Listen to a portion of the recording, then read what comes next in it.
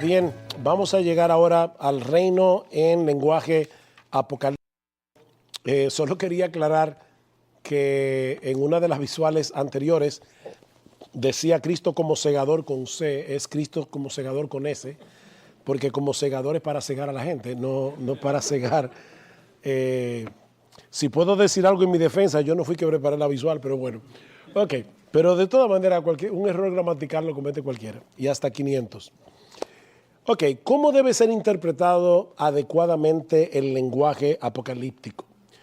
Los símbolos deben ser interpretados por su contexto inmediato o por medio del origen bíblico, trasfondo, uso, incluyendo uso cultural. Debe aplicarse la analogía de la fe, es decir, ninguna interpretación que crea un conflicto interno en el significado de las escrituras es aceptable. Y aquí quiero volver de nuevo al libro de nuestro hermano Wayne Mayer. Él dice, y yo creo que tiene razón, que cada texto debe ser considerado en su contexto y en su valor propio. Pero lo cierto es que todos nosotros tenemos un contexto teológico en el que interpretamos las cosas. Si yo voy a Hebreos 6 y digo que ese texto enseña que la salvación de un verdadero creyente se puede perder, yo estoy teniendo un problema, porque ciertamente la Biblia enseña en muchísimas otras partes que la salvación no se pierde, la del verdadero creyente. Entonces, no es que yo voy a torcer el significado de Hebreos 6, porque Hebreos 6 significa lo que significa, Apocalipsis 20 significa lo que significa, pero yo tengo que interpretarlo según la analogía de la fe, usando la Escritura con la Escritura. Los pasajes claros deben tener prioridad y deben interpretar los pasajes oscuros. Y yo te digo que tú eres Pedro, y sobre esta piedra edificaré mi iglesia. Ahí está claro que Pedro es el primer papa. No, nosotros somos evangélicos y sabemos que no. Entonces, ¿qué debo hacer? Ir a los pasajes claros donde dice que Cristo es la piedra angular, que Cristo es la roca de la iglesia. Yo no estoy violentando Mateo por el hecho de interpretar ese texto usando estos otros textos para ver este texto con esa luz. Y miren cómo surgió el papado por una interpretación así. Algunas consideraciones sobre Apocalipsis 19, 11 al 21 y Apocalipsis 21 al 10. Esto es importante porque yo recuerdo cuando yo era premilenialista, dispensacionalista, y aún en mi soberbia, en mi arrogancia juvenil, porque no sé cómo llamarle de otra forma, yo comencé a escribir un comentario de Apocalipsis. Y me acuerdo que uno de mis argumentos, ahora yo voy a rebatirme, que uno de mis argumentos era las escenas cronológicas de Apocalipsis 19 y 20. Y realmente yo hoy no veo el texto de esa manera. Y por eso es importante que veamos la estructura de Apocalipsis en general. Cuando uno lo ve de esa forma, uno se da cuenta que en cada una de las secciones el apóstol Juan nos conduce hasta el final y luego comienza de nuevo, pero desde otro punto de mira, desde otro ángulo, con un distinto enfoque y diferente perspectiva. De paso, por eso decía que hay una conexión entre Ezequiel 37, 38, 39 y Apocalipsis, estos pasajes, porque una de las características de Ezequiel es ser reiterativo, y lo mismo pasa con el apóstol Juan. Así no es de extrañar que se produzca un considerable número de paralelismo entre las varias secciones y que el libro se mueva con creciente ímpetu hacia el clímax que persigue el autor inspirado. Este paralelismo viene a ser evidente al observar que en el libro de Apocalipsis se describe varias veces el fin de este siglo con la llegada del día del juicio de Dios. Lo vemos en Apocalipsis 6. Y dirán a los montes y a los caed sobre nosotros porque llegó la ira del Cordero. ¿Y quién podrá sostenerse en pie? Y uno piensa, cuando termina el capítulo 6 de Apocalipsis, que ya terminó. Pero luego en el capítulo 7 comienza otra vez. Y luego en el capítulo 10, versículos 5 al 7, vuelve de nuevo y se ve el final de la historia con el reino de Dios en las manos de Dios. Y luego Apocalipsis 11, 15 al 19. Los reinos de este mundo han venido a ser de nuestro Señor y de su Cristo, y Él reinará por los siglos de los siglos. ¿Terminó el Apocalipsis? No, en el capítulo 12 comienza toda la historia de nuevo cuando Cristo nace como un bebé en Belén. Y así vemos Apocalipsis 14, 15, 18 al 14 y 18 al 19, Apocalipsis 16, 17 al 20, vemos el final con ton polemon, es decir, la batalla final con artículo definido. Apocalipsis 19 al 21, la misma batalla otra vez, ton polemon. En Apocalipsis 29 al 15, la misma batalla otra vez. Es reiterativo. Así que yo no puedo ver el Apocalipsis de una manera cronológica. Por ejemplo, en Apocalipsis 19, 19 al 21, nosotros vemos el triunfo final de Cristo y la destrucción consecuente de todas las naciones opuestas a su reino. Dice versículo 19,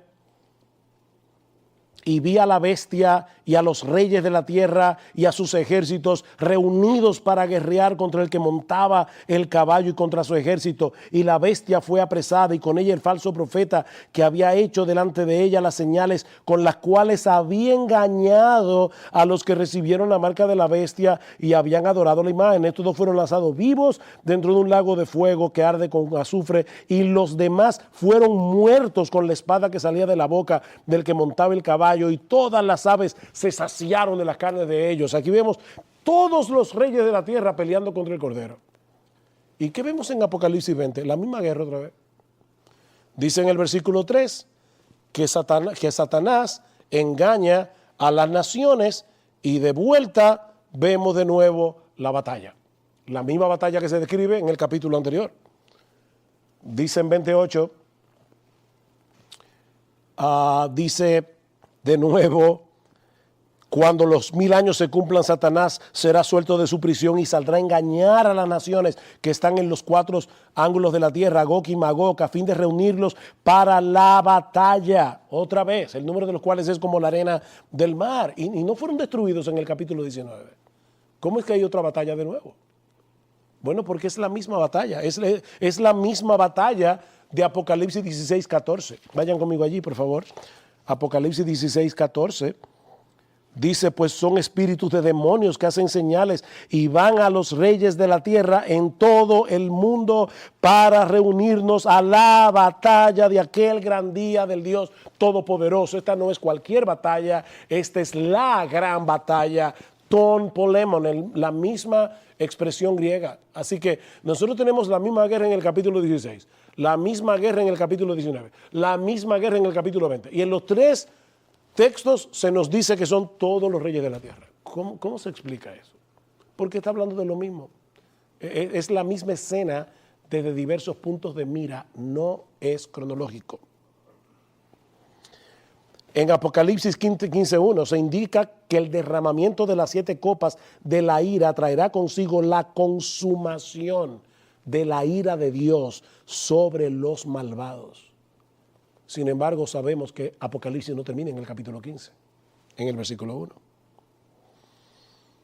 Las visiones de Apocalipsis 19 y 20 reflejan una influencia determinante de las profecías del Antiguo Testamento, donde se anuncia el juicio final de Dios y el derramamiento de su ira sobre las naciones rebeldes, como trayendo consigo un cataclismo universal.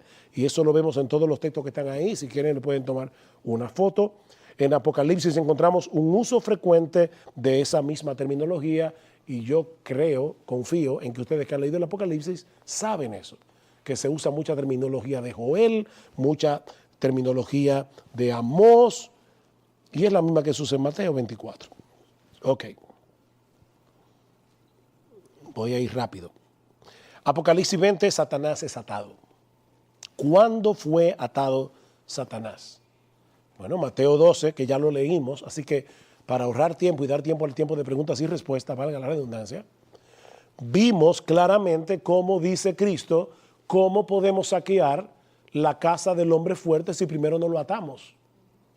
Así que Satanás fue atado en ese contexto. Juan capítulo 12, versículo 30 al 33.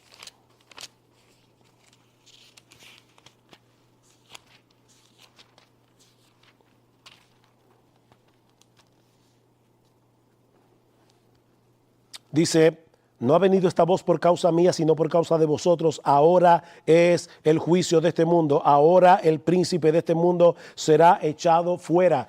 Y yo, si fuere levantado de la tierra, a todos atraeré a mí mismo. Está hablando Mateo 12, atar al hombre fuerte para saquear su casa. Juan 12, el príncipe de este mundo será echado fuera. ¿Para qué? Para que el trigo que va a morir pueda dar fruto y atraer a todos a él mismo. Hebreos capítulo 2, versículo 14 al 15, habla de cómo Jesucristo venció al diablo. Dice Hebreos 2, 14 y 15, así que por cuanto los hijos participaron de carne y sangre, él también participó de lo mismo, para destruir por medio de la muerte al que tenía el imperio de la muerte, esto es, al diablo, y librar a todos los que por el temor de la muerte estaban durante toda la vida sujetos a servidumbre. Primera de Juan, capítulo 3, versículo 8, el Hijo del Hombre vino a deshacer las obras del diablo. Cuando Satanás fue atado, cuando fue despojado de su poder, de modo que ahora el pueblo de Dios puede saquear su casa, en la primera venida de Cristo, en la primera venida del Señor. Su triunfo en la cruz ató a Satanás. Estos textos que acabamos de leer, aparte de la visión de Apocalipsis 20, son los únicos del Nuevo Testamento que hablan de la atadura de Satanás por parte del Señor. Por lo tanto, es lógico pensar que están hablando de la misma atadura. ¿Por cuánto tiempo Satanás fue atado? Lo primero que vemos en el texto de Apocalipsis 20 es que hay mucho simbolismo envuelto. La llave del abismo, una gran cadena, un dragón, una serpiente, un abismo. Todos los intérpretes, independientemente de su escuela escatológica, están de acuerdo en que no se trata de un dragón literal que fue amarrado con una cadena literal y que fue echado en una cárcel o abismo literal. Entonces, si la prisión debe ser interpretada simbólicamente, ¿por qué no puede ser interpretado simbólicamente también la sentencia de la prisión? La prisión es simbólica, pero no la sentencia. Deuteronomio capítulo 7, versículo 9. ¿Alguien puede ayudarme leyendo rápidamente, buscando y leyendo los textos en voz alta? Y los hermanos de la cámara ya lo están oyendo, pero quiero que lo busquen. Deuteronomio 7, 9. ¿Alguien puede leerlo en voz alta, por favor? Reconoce pues que el Señor tu Dios es Dios, el Dios fiel, que guarda su pacto y su misericordia hasta 1000 generaciones con aquellos que le aman y guardan sus mandamientos. Guarda las misericordias hasta 1000 generaciones con aquellos que le aman. Debemos interpretar eso literalmente, o sea que si yo me convertí ahora hay que sumar hasta 1000 generaciones mías. O sea, obviamente es una forma de hablar que la Biblia usa para hablar de algo que es grande, o sea, algo que es inmenso. Salmo 84, 10. Porque mejor es un día en tus atrios que 1000 fuera de ellos. Ya, 1000 fuera de ellos. 94. Porque 1000 años a tus ojos son como el día de ayer que ya pasó. Y segunda de Pedro 3:8, para el Señor un día es como 1000 años, 1000 años es como un día. O sea, debemos interpretar esos 1000 años como de verdad literalmente y sobre todo como un reino que se va a llevar a cabo en contra de todo lo que ya vimos en los textos claros del Nuevo Testamento, y decir va a haber un reino milenial en la tierra después de la segunda venida de Cristo, que va a pertenecer al siglo venidero. ¿Qué simbolizan esos 1000 años? Un tiempo extenso pero definido.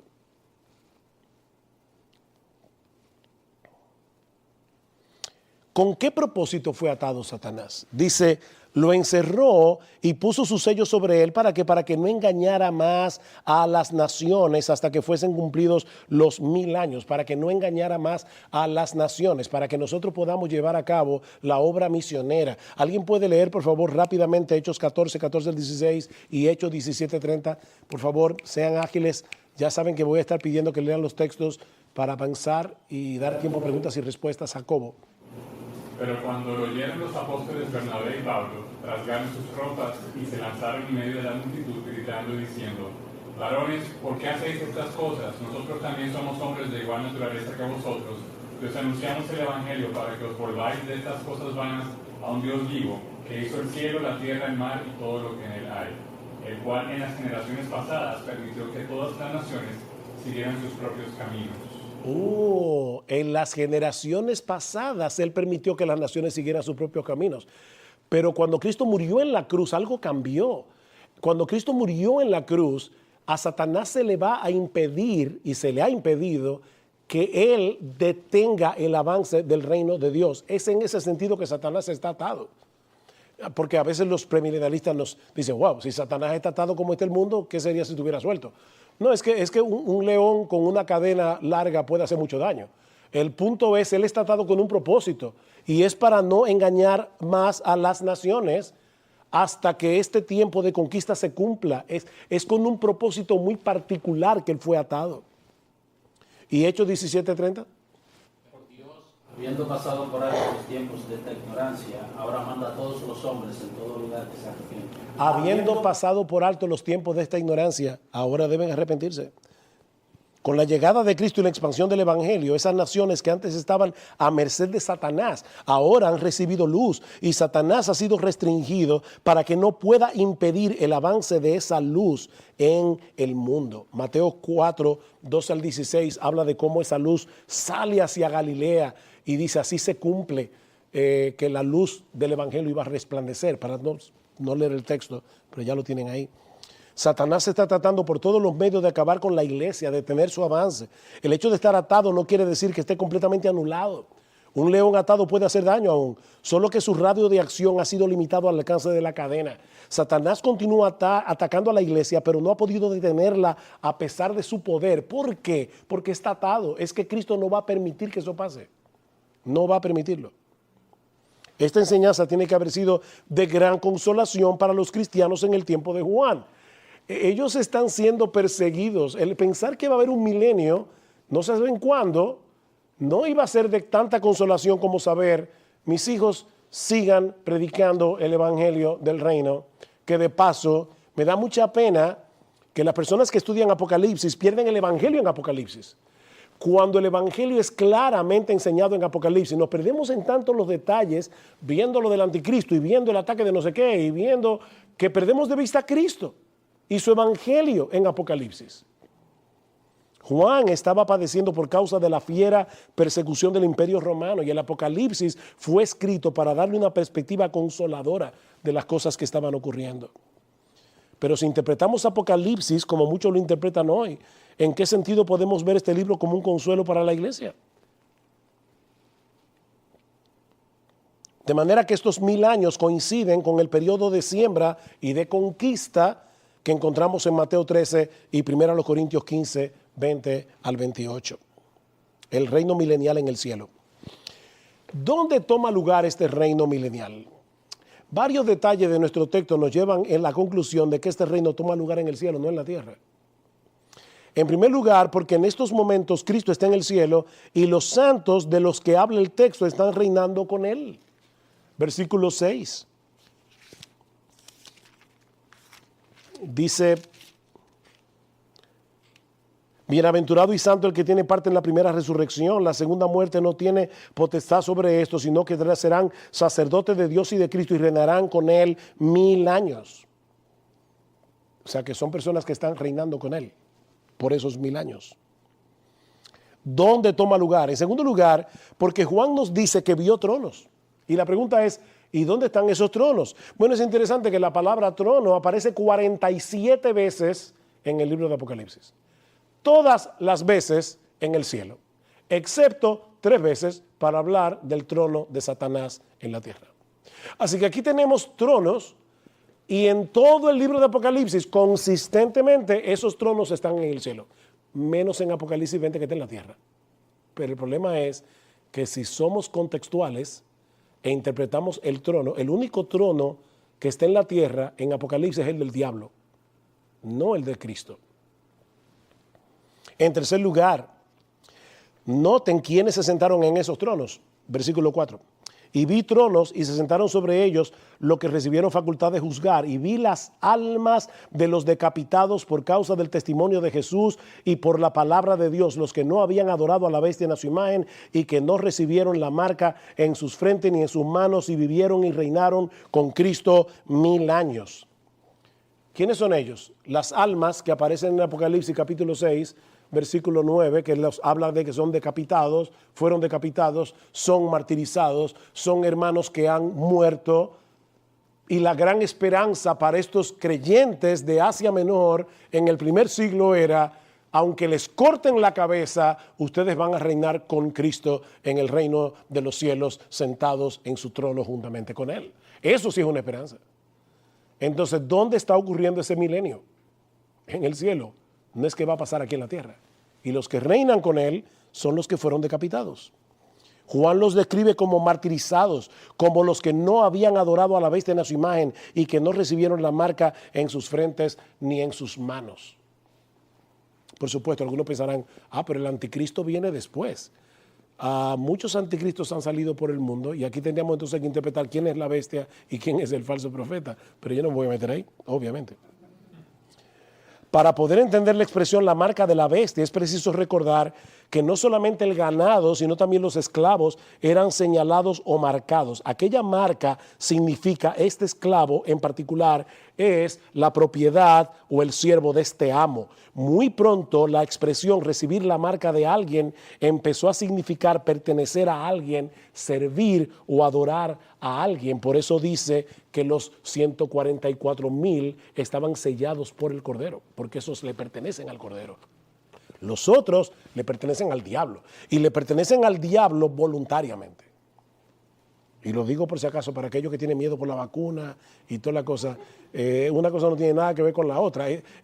Esta marca no te la van a poner por error. Esta marca tú te la pones porque tú quieres ser del diablo y no de Cristo. Por lo tanto, parece que el recibir la marca de la bestia significa pertenecer a la bestia, adorar a la bestia. La marca de la bestia, donde quiera y siempre que se manifieste, es el espíritu del anticristo que se opone a Dios, rechaza a Cristo y persigue a la iglesia. Voy a seguir porque, eso es una cita de Hendrickson, pero voy a seguir para adelante. ¿Quiénes participan de este reino? Estos que ahora reinan con Cristo en los cielos son aquellos que manifestaron la realidad de su fe en Cristo al no doblegarse a ese espíritu anticristiano del presente siglo malo. Juan nos dice que estas personas vivieron, haciendo referencia al hecho de que estos santos que han muerto físicamente ahora están vivos, están disfrutando de vida espiritual. Él le llama a esto la primera resurrección, porque es en virtud de la resurrección de Cristo las primicias que ahora estos santos reinan con Él en el cielo. Si no hubiera sido porque Cristo las primicias resucitó de los muertos, esos santos no estarían allí. Así que ellos están siendo partícipes de esa primera resurrección, la resurrección de nuestro Señor. Cuando el Señor dice, en la casa de mi Padre muchas moradas hay, pero no se preocupen, yo voy a preparar lugar. ¿Qué significa eso? ¿Que Cristo fue con una cuadrilla de ingenieros a hacer casas? ¿O es que el hecho de que Cristo entrara en el cielo como el Redentor victorioso preparó lugar para nosotros? Cristo las primicias, Él es la primicia de la resurrección, y por esas primicias es que nosotros cuando morimos vamos directo al cielo, no vamos al limbo, no vamos al purgatorio. La primera resurrección de la que se habla aquí no es primeramente una referencia al estado en que se encuentran las almas de los que han muerto en Cristo.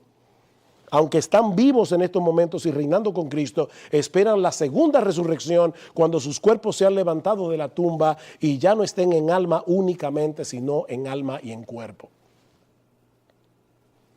Este es el único pasaje de las Escrituras que habla de un reino milenial. Y como hemos visto ya, es un reino que toma lugar en el cielo, no en la tierra. Es un reino presente, no futuro.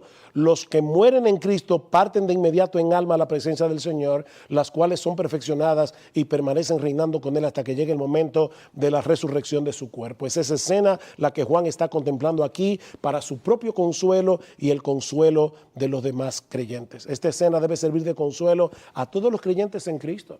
mientras el mundo los maltrata aquí, y a pesar de que en algunos casos ese maltrato ha llegado hasta la muerte, la palabra de Dios enseña que tan pronto cierran sus ojos, pasan a la presencia del Señor para disfrutar de ese reino que Juan vio en esta visión apocalíptica. Bienaventurados de aquí en adelante los muertos que mueren en el Señor. Sí, dice el Espíritu, descansarán de sus trabajos porque sus obras con ellos siguen.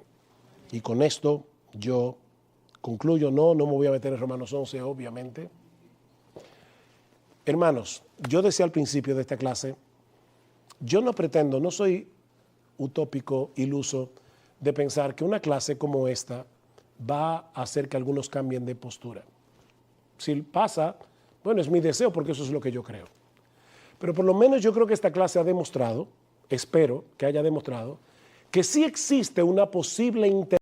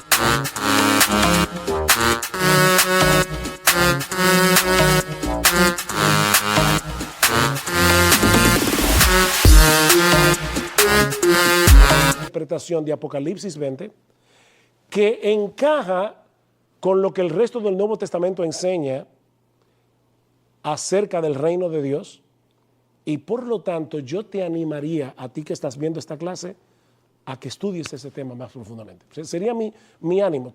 Todo lo que yo he hecho hoy ha sido para darte ese ánimo, para que decidas estudiar más profundamente este tema. Y como yo le decía a un hermano, no basta con estudiar escatología. Yo creo que eso es un grave error.